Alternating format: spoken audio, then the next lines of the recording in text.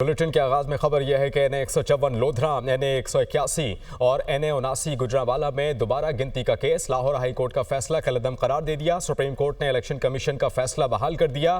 मुस्लिम league नून के Abdurrahman कांजू, Azhar Qayyum नाहिरा, Zulfikar भंडर को बतौर MNA बहाल कर दिया, जबकि मुस्लिम लीग नून के तीनों MNAs ने फैसले के खिलाफ सुप्रीम कोर्ट से रुजू किया था। चीफ जस्टिस काजी फाइज ईसा की सरबराही में बेंच ने 2-1 की अक्सरियत से फैसला सुनाया। सुप्रीम कोर्ट के जस्टिस अकील अब्बासी ने दीगर 2 जजेस की राय से इख्तलाफ किया। इलेक्शन कमीशन ने मुस्लिम लीग नून के उम्मीदवारान की अपीलें मंजूर की थी। इलेक्शन कमीशन ने नून लीग के तीनों उम्मीदवारान की कामयाबी के नोटिफिकेशन जारी कर दिए थे। लाहौर हाई कोर्ट ने तीनों अरकान कौमी असम्बली की रुकनीत मुअत्तल कर दी थी। NA 79, NA 81, NA 154 और PP 133 में दोबारा गिनती के केस का तहरीरी फैसला जारी कर दिया गया है। जी हां, सुप्रीम कोर्ट का तहरीरी फैसला मजमूई तौर पर 47 सफ़ात पर मुश्तमिल है।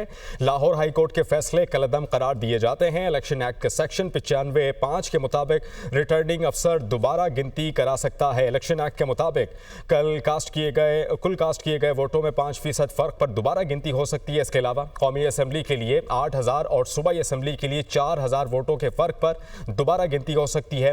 मुस्तरद वोटों की तादाद जीत के तनासुब से ज्यादा या बराबर हो सकती हो तो दोबारा गिनती हो सकती है।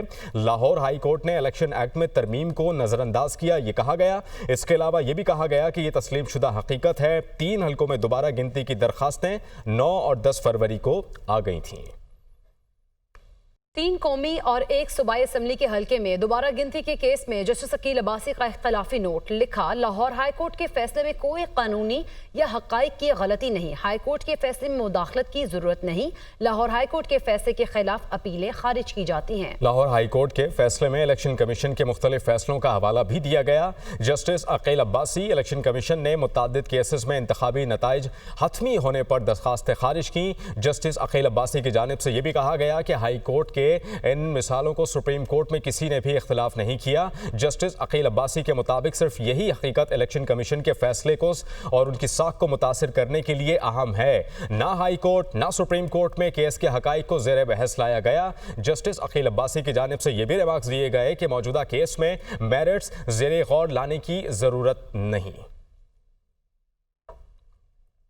आगे बढ़ते हुए अफसोसनाक खबर है कि K2 पर जख्मी होने वाले पाकिस्तानी कोहपैमा मुराद सदपारा जाँ बहक हो गए। ब्रॉड पीक की मुहिम जोई के दौरान सर पर पत्थर लगने से वो जख्मी हुए और पाकिस्तानी कोहपैमा मुराद सदपारा जख्मों की ताब न लाते हुए दम तोड़ गए। अल्पाइन क्लब के नायब सदर अयाज शिगरी ने मुराद सदपारा की मौत की तस्दीक कर दी है। मुराद सदपारा हफ्ते के रोज सर पर पत्थर लगने से शदीद जख्मी हुए थे। मुराद सदपारा की लाश आज बेस कैंप पहुंचा दी जाएगी। अहम खबर आपको दें कि पेट्रोल की कीमत में 9 रुपए फी लीटर से जायद कमी का इम्कान है। डीजल की फी लीटर कीमत में 8.5 रुपए तक कमी मुतवक्के है। मट्टी के तेल की कीमत में 12 रुपए से जायद कमी का इम्कान। वज़ीर ख़ज़ाना वज़ीर आज़म की मुशावरत से नई कीमतों का ऐलान करेंगे। इसी पर बात करेंगे। ज़ीशान यूसुफ़ज़ई हमारे साथ मौजूद हैं। ज़ीशान, आगाह कीजिएगा, कब तक कमी का इम्कान होगा?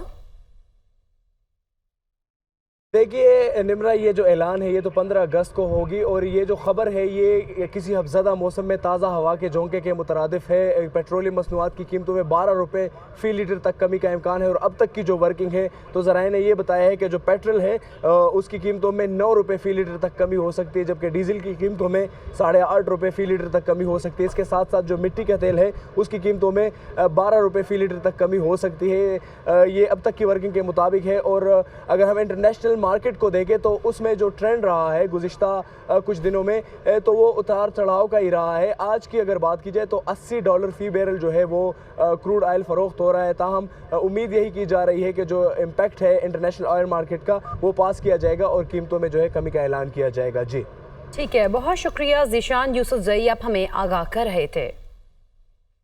मैं आप सब को माइनॉरिटीज़ डे के इस तकरीब में खुश आमदीद कहता हूँ। इस दिन को मनाने का मकसद पाकिस्तान के तरक्की और खुशहाली में पाकिस्तान में मुख्तलिफ मज़ाहब से ताल्लुक़ रखने वाले अफराद का किरदार का इख्तरार किया जाए। I think, ladies and gentlemen, the speech is to be put to another day. I have to talk from my heart.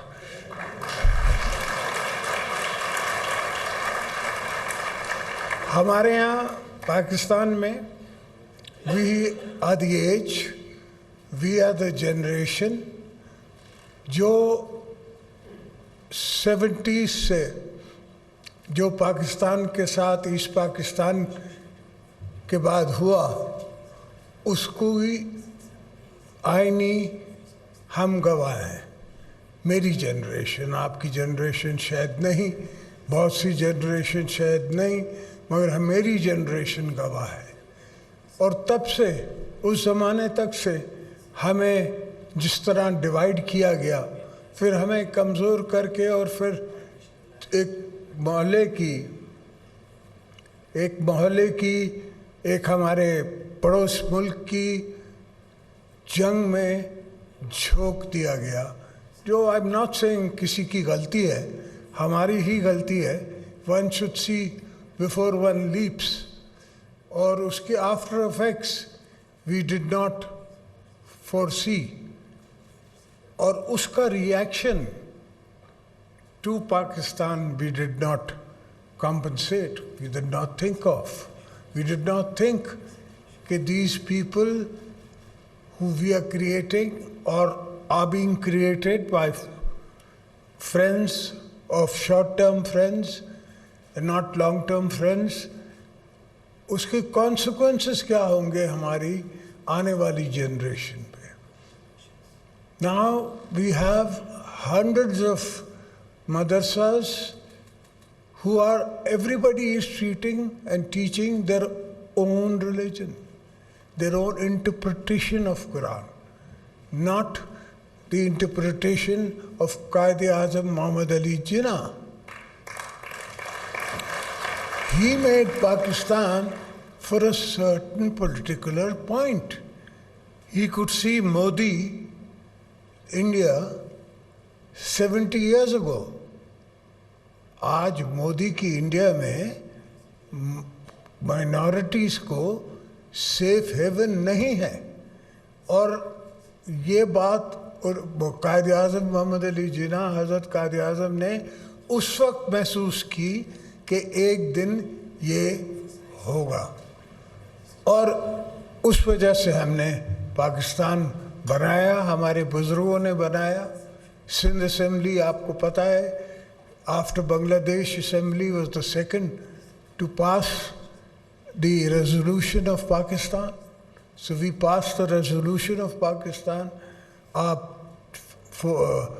My father as a youngster was in the Muslim League, और बना के रहेंगे Pakistan.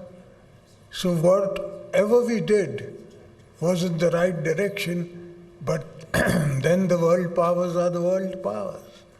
Today, Gaza पे जो missile जा रहा है, वो ये नहीं देख रहा कि ये मुसलमान है आगे, या ये क्रिश्चियन है, या किसी और कौम का बंदा है।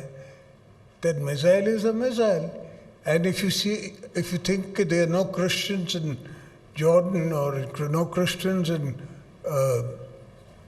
Gaza, you're mistaken. There are many, very many of them. But they are also being sacrificed in world politics. So 40 years we were in the neighborhood with a war mandate, with a war mindset, and the after effects we did not think of. Okay, this is our nation, this is our country, this is our children's future, and we intend to abide by it and live by it and make sure. And you are all our children. जितनी minorities हैं, you are all our children. ये कोई बात ही नहीं है कि 5% और 2% और 10%. ये तो ओवर मेरिट होना चाहिए कि मेरिट पे जो बच्चे आ रहे हैं उसके अलावा 5%, and in every department, not just one department of government department, from education to police to other departments, we should have reserved seats for minorities and try and push them up rather than push them down. So with coming from a province, or that time maybe all this was sin. There is a famous couplet by Shah Abdul Latif Bhittai कि मुल्क Mirae मुड़ई Mansoor कोही कोहंदे केतरा। जब Iraq में मंसूर हिलाज को शहीद किया तो उस पे शाह लतीफ़ अब्दुल भिताई ने ये बैत कहा। तो हम सिंध के लोग उस धरती के लोग हैं।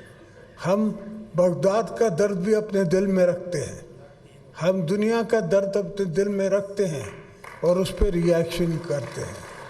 और अब भी हम चाहते हैं कि जितनी हो सके हम आपकी फैसिलिटेशन करें। और फिर दूसरी बात यह है कि मैं ये एहसान किसी के ऊपर नहीं कर रहा, दिस इज़ माई ड्यूटी, इसका मैंने कसम उठाया है। And I am going to go forward on your behalf for the belief of my own self, not just the belief of yourself, myself.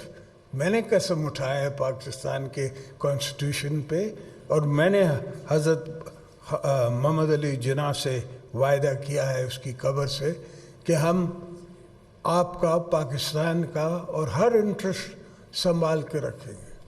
तो इंशाअल्लाह अल्लाह ने चाहा, मौला ने हमें ताकत दी तो हम माइनॉरिटी डेज और उसके साथ फॉलो अप वो भी फॉलो करते रहेंगे।